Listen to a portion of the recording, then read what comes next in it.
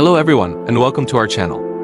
Today, we bring you a soul-touching story, a story about patience, wisdom, and the beautiful journey of learning to control the mind. Sit back, relax, and let your heart travel into this quiet, timeless tale. In a quiet countryside village surrounded by golden fields and whispering winds, there lived an old wise teacher named Master Arvin. His hair had turned silver with age, but his eyes still carried a calm brightness like a lantern guiding lost souls in the dark. People admired him not just for his wisdom, but for the peace that naturally flowed from him, like still water from a silent stream.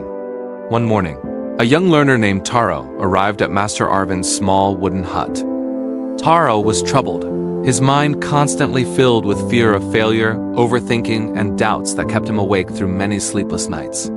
He had tried everything to find peace, yet his thoughts controlled him more than he controlled them. As Taro stood hesitantly at the door, Master Arvin greeted him with a soft, warm smile.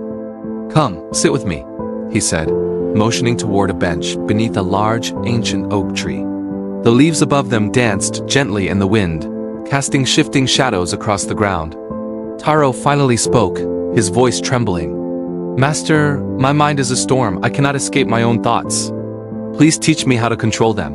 Master Arvin listened patiently, then plucked a feather that had fallen from a bird overhead. "Taro," he began softly, "your thoughts are like this feather. Some days they float lightly, and some days the wind pushes them violently. But the feather is not the wind, just as your thoughts are not you." Taro watched silently, trying to grasp the meaning.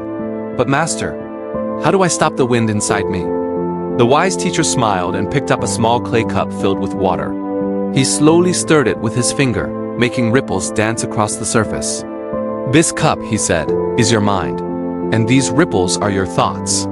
When you are restless, the water shakes. You cannot see clearly, but when you pause, breathe, and observe without fear, the water becomes still, and clarity appears naturally." Taro closed his eyes and took a deep breath, trying to feel the stillness Master Arvin spoke of. But his thoughts rushed again, louder than before. "I can't do it, Master," Taro said helplessly. Master Arvin placed a gentle hand on his shoulder. "You are not failing, my boy.